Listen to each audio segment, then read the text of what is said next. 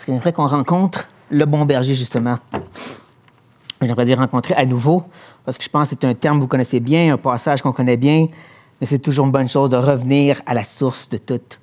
Parce que quand on réalise que une des particularités de la vie chrétienne, c'est que le fondement que nous avons est différent que tous les autres fondements. Pour les autres religions, leur fondement, c'est vraiment l'enseignement. Ils s'enlèvent le fondateur, ça ne change rien. Tu enlèves Mohamed de l'islam, il y a encore les 7 piliers. Il continue à fonctionner, la religion. Mais pour nous, le fondement, c'est la personne même. L'œuvre, la mort, la résurrection de Christ. Tu enlèves ça, tout s'écroule. Donc, de revenir auprès du bon berger, c'est d'une grande importance de nos jours. Tristement, on a tendance, de plus en plus dans le monde chrétien, à vouloir rechanger Christ, changer tout ce qu'il nous a présenté, leur remodeler un peu les idées qu'il nous a données, ajouter de l'idéologie, un peu de mondanité, un peu de tout pour rendre ça plus attrayant. Je sais que c'est bon de vraiment revenir à ses pieds ici maintenant. Comme même le texte qui est devant nous, là, on pourrait avoir tendance à vouloir aller chercher plus que ce qu'il nous donne. Comment qu'un berger, ça fonctionne? Comment une brebis vraiment agit? Ce pas nécessairement des mauvaises informations, mais c'est qu'est-ce que le Seigneur nous a dit qui est important. Qu'est-ce que lui dit des brebis? Qu'est-ce que lui dit du bon berger? C'est ça qu'on veut chercher, pas les autres affaires. Et c'est donc bon de se rappeler aussi que le Seigneur lui-même, là, c'est l'accomplissement de la parole. Il est la parole faite chair. Il est venu présenter Dieu, et Dieu s'était déjà révélé, ce qu'on appelle l'Ancien Testament, qui veut dire tout ce que Jésus a fait et dit est une expression de ce que le Père avait déjà dit. C'est pas comme si Jésus il se grattait la tête en se demandant « Bon, comment je peux faire comprendre aux gens que je suis le Fils de Dieu? » Hey, des brebis, je vais parler de ça. On va voir tantôt, c'est basé sur ce que le Père avait déjà exprimé. Et donc, on va revenir à quel est le but de ce texte. Et c'est le fun parce que Dieu nous donne déjà le but. Ouais, par inspiration, l'apôtre Jean nous dit... Oups, j'étais trop loin. Ah, c'est celle-là.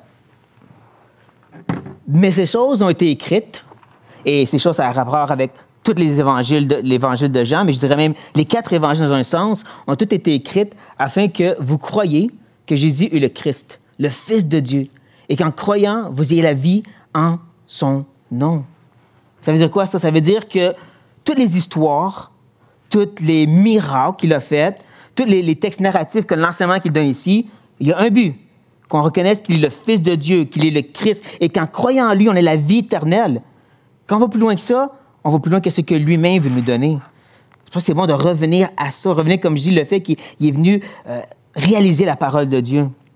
Et même, je dirais que ce texte a même un contexte qu'il ne faut pas négliger. Parce que Jésus n'a pas commencé à juste prêcher au milieu de la rue comme ça pour le fun. C'est basé sur une histoire qui vient juste d'arriver en chapitre 9. Un homme né aveugle est guéri par Jésus. Et ensuite, Jésus semble se distancer de l'histoire, et cet homme est tout seul devant les chefs religieux. Il doit expliquer comment il a été guéri le jour de sabbat, et ultimement, il se fait mettre hors de la synagogue, et dans un sens, hors de la religion juive. Et c'est là que dans le chapitre 9, et le verset 35, on peut lire, Jésus apprit qu'il l'avait chassé. Et l'ayant rencontré, il lui dit, « Crois-tu au Fils de Dieu? » Il répondit, « Et qui est-il, Seigneur, afin que je croie en lui? » « Tu l'as vu, lui dit Jésus. Et celui qui te parle, c'est lui. Et il dit, « Je crois, Seigneur. » Et se prosternait devant lui. Et prenez note de ça. Prenez note du fait que c'est après que cet homme a été chassé que Jésus le rencontre. Prenez note aussi du fait que dès qu'il présente le fait qu'il est le Fils de Dieu, cet homme croit tout de suite, il reçoit et il croit tout de suite à la parole. C'est ça l'estrade sur laquelle Jésus va embarquer pour prêcher son message. Mais là, avant que je prêche mon message, j'aimerais prier. Seigneur, tu es un Dieu incroyable. Vraiment, tu es venu parmi nous, puis tu es venu nous secourir, nous sauver de nos péchés. Et c'est triste à quel point qu'on veut tout sauf être à tes pieds, être émerveillé par ce que tu as à dire. Donc j'espère qu'aujourd'hui, par ta direction, par ton esprit, sur ma langue et dans nos cœurs, on va pouvoir vraiment s'asseoir à tes pieds et comme les premiers Juifs, entendre ce que tu avais à dire. Que chaque mot va être comme nouveau pour nous, comme une explosion atomique qui va frapper directement notre âme. On l'entend souvent, Seigneur, ces choses-là. On l'a lu, notre Bible. Mais là, présentement, on veut l'entendre. Seigneur, on veut t'entendre et on veut être impacté par ce que tu as dit. C'est des paroles remarquables, extraordinaires, puis j'espère en faire justice. Je sais que ce ne sera pas le cas, mais Seigneur, je te prie que ton esprit rende justice à tes paroles présentement. Sois avec nous. Enseigne-nous, pas moi. Je demande tout ceci par ton nom, Seigneur Jésus. Amen. Ouais. Donc, le texte qui est devant nous, et pour sauver du temps, on va lire au fur et à mesure qu'on avance. On c'est avec certaines difficultés. Et surtout si on se met dans les pieds, si vous voulez, les sandales de ces premiers Juifs qui entendent ça. Et on va essayer de faire ça ce matin. On va essayer de se mettre à leur place et essayer de recevoir ces messages pour la première fois. Et à un certain point, le Seigneur va faire vraiment une contradiction extrêmement intéressante. Il va dire qu'il y a la porte et en même temps le bon berger. Comment est-ce qu'il peut être un objet inanimé et en même temps une personne? C'est pas quelque chose qu'on se pose comme question, et pourtant, c'est ce qu'il fait. C'est bizarre. Certains ont essayé de régler la tension en disant tout simplement que dans le temps, les enclos avaient une ouverture et le berger dormait dans la porte, donc il devenait la porte. Il n'y a pas des preuves partout de ça, et je ne crois pas que c'est ça que Jésus a de dire. En réalité, comme on va voir, les 5 premiers versets, c'est une parabole. Une parabole dans laquelle, une fois de plus, il y a un but. Qu'on comprenne qu'il est le Fils de Dieu et qu'ayant foi en lui, on a la vie éternelle. Mais ils ne comprennent pas. Et c'est là qu'il va prendre les pièces du puzzle, les pièces de casse-tête qui sont dans cette parabole, puis il va juste les changer un peu, les changer de place, mettre une concentration plus sur une pièce ou une autre, un peu comme quand on fait un examen de la vue. Puis la personne elle change l'intensité, puis il dit « Tu vois-tu mieux maintenant? Tu vois-tu mieux maintenant? » C'est ce que Jésus va faire, il va changer l'intensité. Est-ce que vous comprenez là? Attends, je vais changer la pièce. Là, est-ce que vous comprenez? Parce que c'est ça qui va en venir, son but principal. Ayant ça en tête, on commence avec le verset 1. Chapitre 10, verset 1 nous dit « en vérité, je vous le dis. » J'ai une grande vérité spirituelle à vous donner. Celui qui n'entre pas par la porte dans la bergerie, mais qui monte par ailleurs, est un voleur et un brigand. Mais celui qui entre par la porte est le berger des brebis. Et on va arrêter ici pour un instant parce qu'il y a déjà 2 grosses pièces de casse-tête d'une grande importance. Premièrement, on a les personnages principaux. Ça apparaît? Ouais, good. On a le méchant puis le bon. On voit que le berger puis le méchant. Et le méchant, il va changer de costume. Il va être appelé un étranger tantôt, un voleur. Ici, il est un brigand et un voleur. Le méchant change de costume, mais il reste toujours cette antithèse, ce contraste au bon berger. Maintenant, j'ai osé l'appeler méchant berger. Et vous allez comprendre pourquoi. Parce que la Bible nous le montre comme ça. Ouais, par exemple, dans Zacharie, dans Jérémie et aussi dans Ézéchiel. Là, je t'ai donné une tournée. Simon, pourrais-tu, s'il te plaît, les versets qui sont devant nous? Good. OK, je me lève donc. Je vais faire comme d'habitude. Oh, il n'est pas tourné. Fils de l'homme, prophétise contre les pasteurs d'Israël, prophétise et dis-leur aux pasteurs, berger, même chose. Ainsi parle le Seigneur l'Éternel. Malheur aux pasteurs d'Israël qui se pèsent eux-mêmes. Les pasteurs ne devaient-ils pas paître le troupeau? Vous avez mangé la graisse. Vous vous êtes vêtus avec la laine. Vous avez tué ce qui était gras. Vous n'avez point fait paître les brebis. Tuer ce qui était gras. On va voir tantôt que ça revient à ce que Jésus dit. Comme j'ai dit, il est venu exprimer ce que Dieu avait déjà dit. Et donc, en retour, Dieu va dire un peu plus loin dans Ézéchiel, « Car ainsi parle le Seigneur l'Éternel, voici, j'aurai soin moi-même de mes brebis et j'en ferai la revue et encore plus. C'est moi qui ferai paître mes brebis. C'est moi qui les ferai reposer, dit le Seigneur l'Éternel.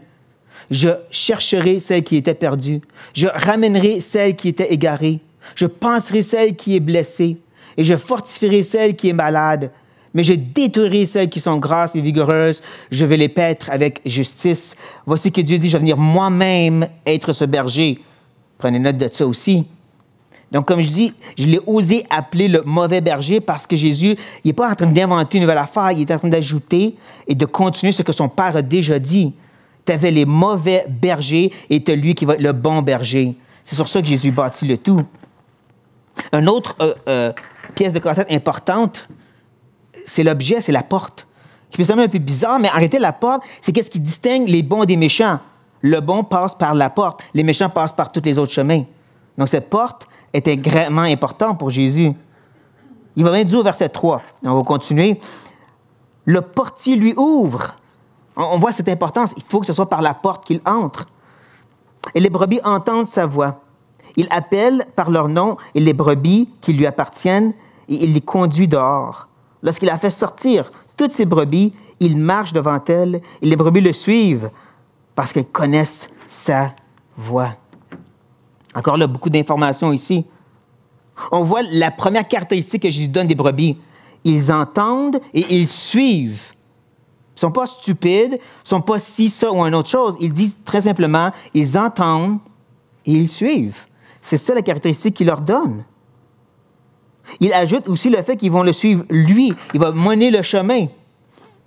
On sait, Jésus lui-même a fait le chemin. Il est allé à la mort et ensuite à la gloire, le premier issu de la gloire. Il est devenu le chemin vivant sur lequel on passe de la mort à la gloire. Il est celui qui a mené la charge et on le suit. Mais aussi, regardez bien comment à la fin du verset 3, il dit, il est conduit dehors, puis ensuite il revient à la charge, le verset 4, lorsqu'il a fait sortir. Pourquoi il parle de sortir? Bien, c'est parce que c'est ça que ça fait des brebis. C'est qu'est-ce qui s'est passé avant l'histoire? Cet homme a été sorti de la synagogue, a été sorti de la religion juive. Et c'est là que Jésus est apparu à lui. C'est là que Jésus l'a dit, je suis le Fils de Dieu. Est-ce que tu crois en moi? Parce qu'il y a un sens où que le Seigneur l'a dit très clairement, il faut qu'on sorte du royaume des ténèbres. Il faut qu'on sorte de ce qu'on connaissait avant qu'il n'était pas de lui. Le berger nous mène dehors de toutes ces choses-là pour le suivre lui dans son royaume. Donc, comme je dis, c'est bâti sur qu'est-ce qu'il savait avant. Et il dit que ces brebis le suivent. Et ensuite, au verset 5, il ajoute, « Elles ne suivront point un étranger, mais elles fuiront loin de lui, parce qu'elles ne connaissent pas la voix des étrangers. » Le méchant a changé de déguisement, mais il reste le même. Il reste celui qui n'est pas le bon berger. Et les brebis ne vont pas le suivre. Moi, ça m'encourage, parce que je connais des frères et sœurs qui se font avoir par des étrangers de nos jours. Mais j'ai cette espérance, ceux qui sont vraiment ces brebis vont reconnaître que ce n'est pas la voix du bon berger, ça. Ils vont s'éloigner de ça. Parce que Jésus le parle avec une façon catégorique.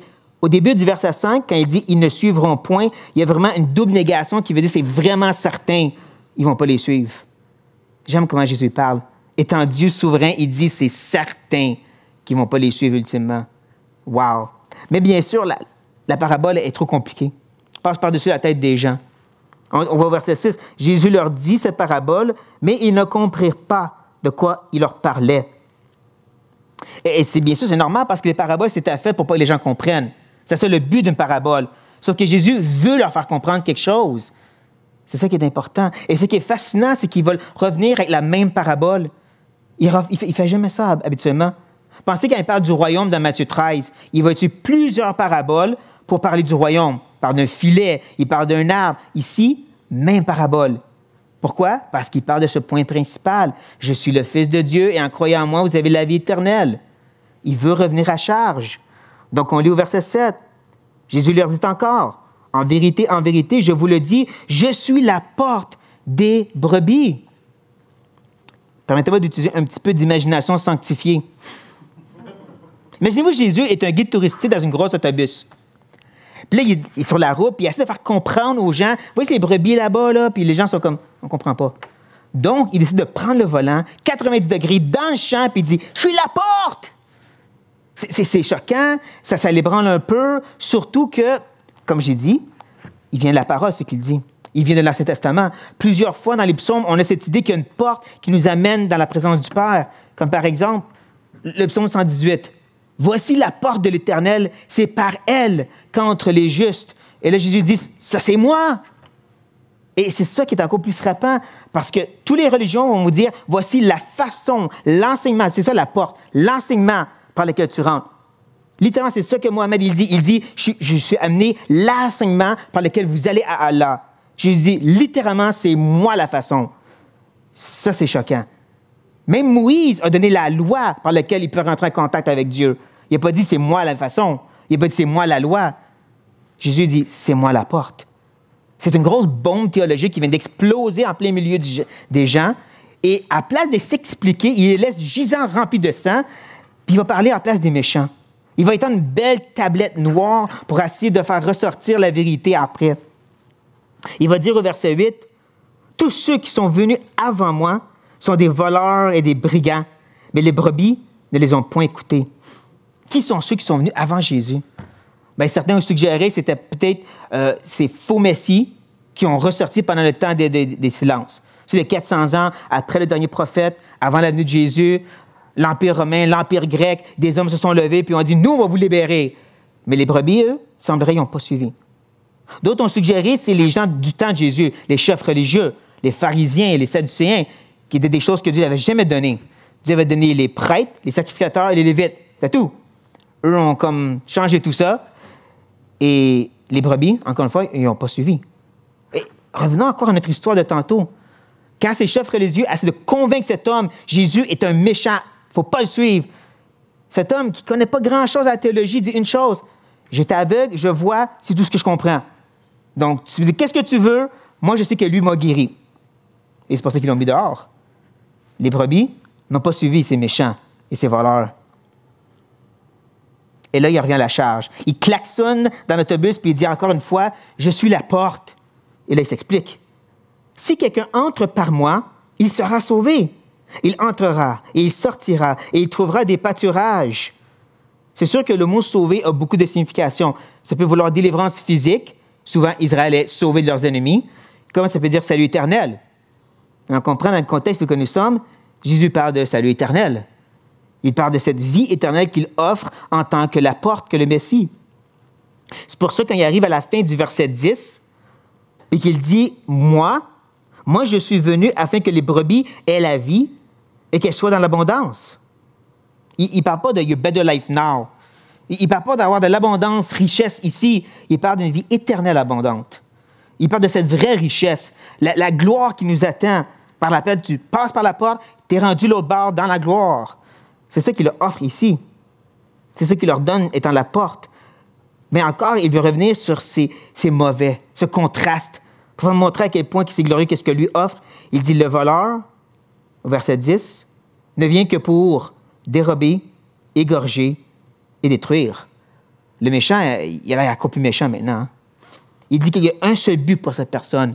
Il ne vient que pour égorger et détruire. Pierre, il parle un peu de la même façon.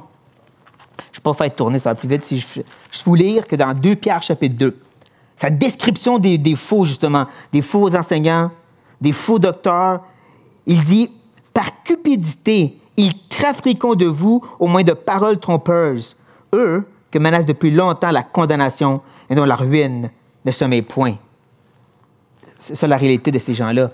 C'est pour ça que même si leur parole nous fait du bien des fois, cet homme ou cette femme, faut comprendre qu'ultimement, même avec leur beau sourire, ils ont une seule point en tête, détruire.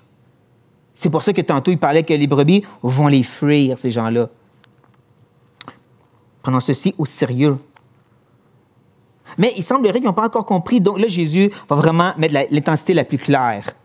Verset 11 nous dit, « Je suis le bon berger. » Wow! Quand on réalise que l'expression « je suis », c'est le nom de Dieu dans l'Ancien Testament.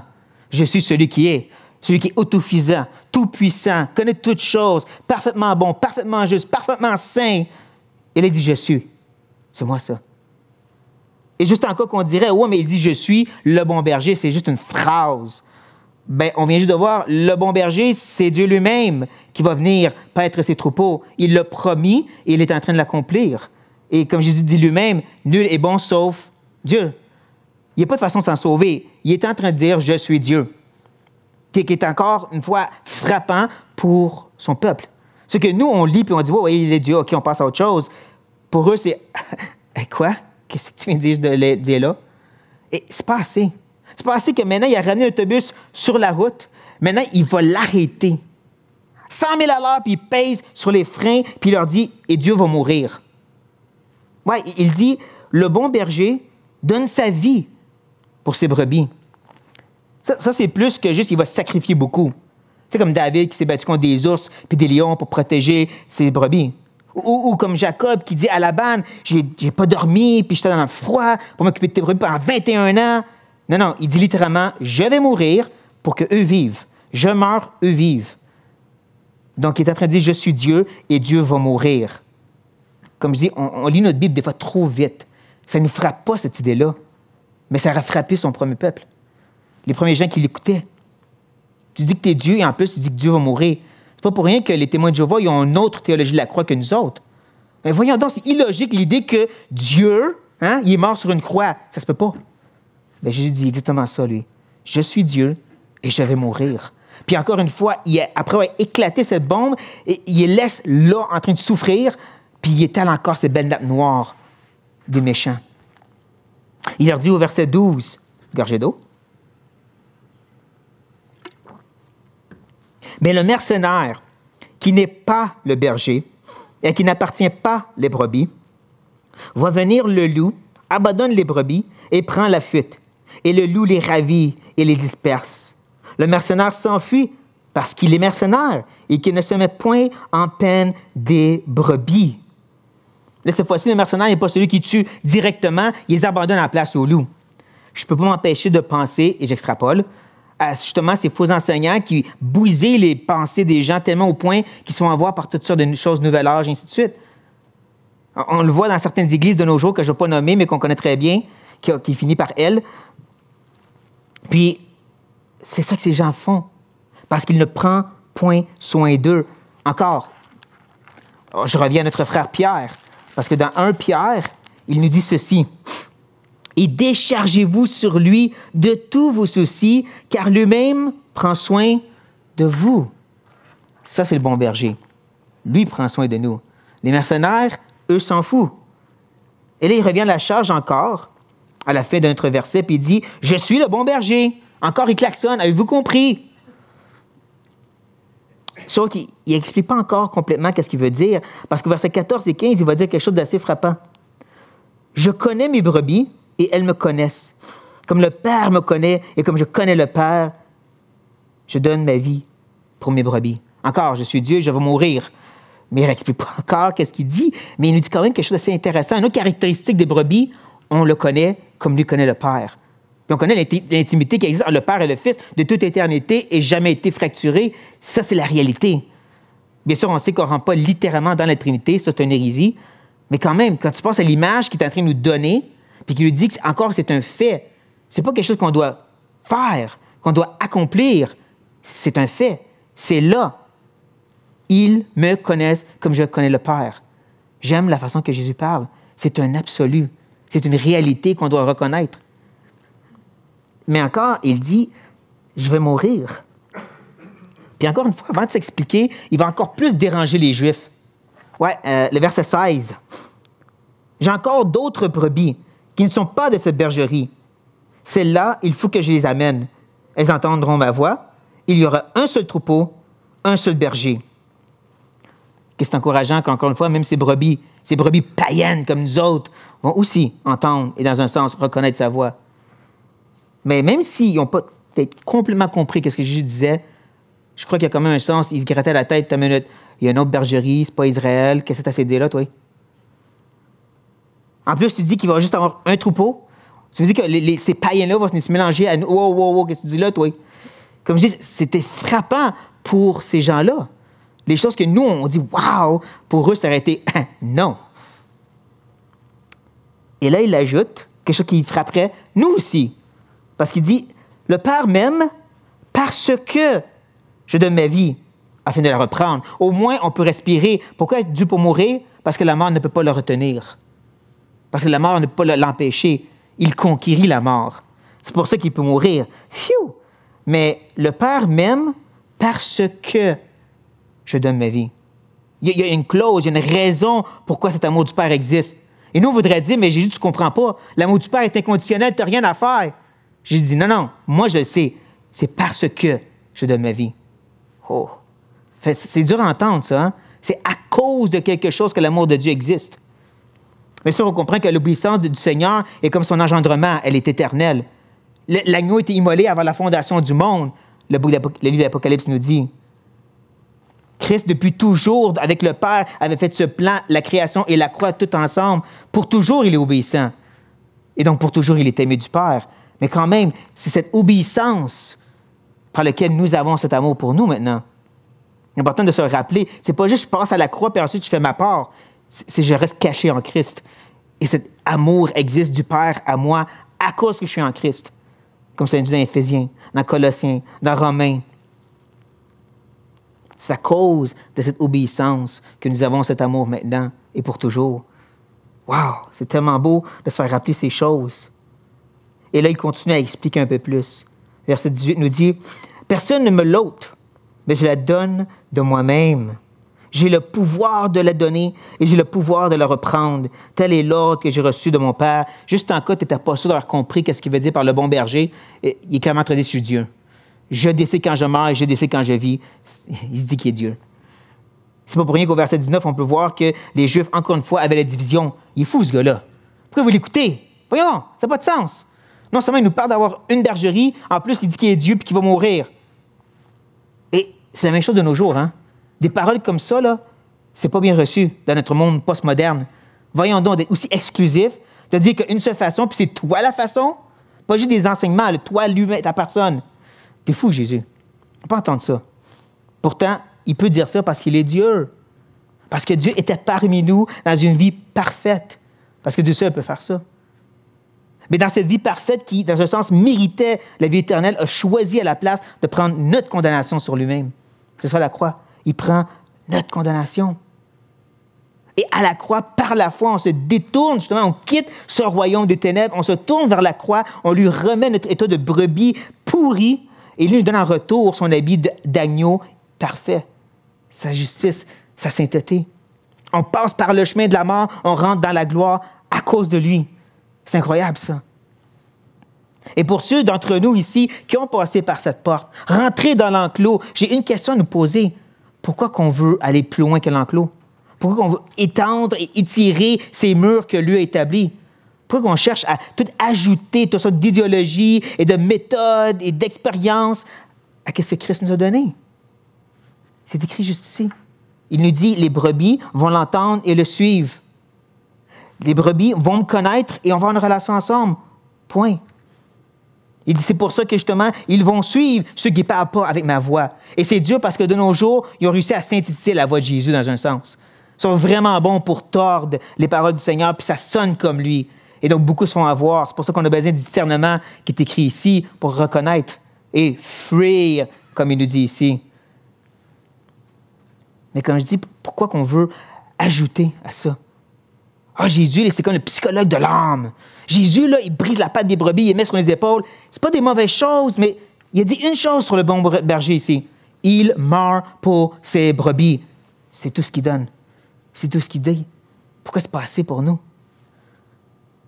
Non, mes frères et sœurs, Dieu, il a marché parmi nous en tant qu'homme pour prendre notre péché à notre place, pour initier une relation avec nous. Il donne son esprit pour que cette relation existe et il persévère, non pas dans nos méthodes à nous, non pas par notre force à nous. Et en plus, il va venir nous chercher pour qu'on rentre dans une relation de gloire avec lui pour toujours.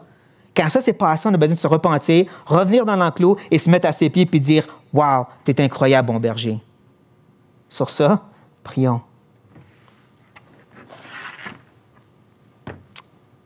Ouais, Seigneur, je pense que je suis premier à dire que c'est facile de se détourner de tes pieds.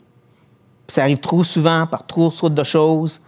On est des fois comme des martes qui s'inquiètent et qui sont anxieux pour toutes sortes de détails insignifiants et même importants. On oublie de venir à tes pieds. D'être émerveillé par le fait que le Créateur qui soutient toutes choses, il n'y a pas de détail que tu ne touches pas, est notre Dieu. On est dans ta main. Tu nous as sauvés parce que tu nous aimes, parce que tu nous voulais. Et donc, on n'a plus rien à craindre parce que tu t'occupes de tout. Tout ce qui nous reste, c'est juste d'adorer maintenant jusqu'à temps que tu viennes nous chercher pour qu'on le fasse parfaitement dans la gloire. On a vraiment besoin de cette simplicité de l'Évangile, Seigneur. On a besoin que tu leur prêches à nouveau. On a besoin, bon berger, que tu reviennes leur prêcher ce message dans le cœur de tes enfants maintenant. Mes brebis m'entendent et me suivent et ils me connaissent. Point à la ligne. Tout ce qu'il nous faut. Le bon berger, il est mort pour nous. Seigneur, rappelle-nous ces choses. Encore et encore, on en a besoin. Merci. Et gloire à ton nom, Seigneur Jésus. Amen.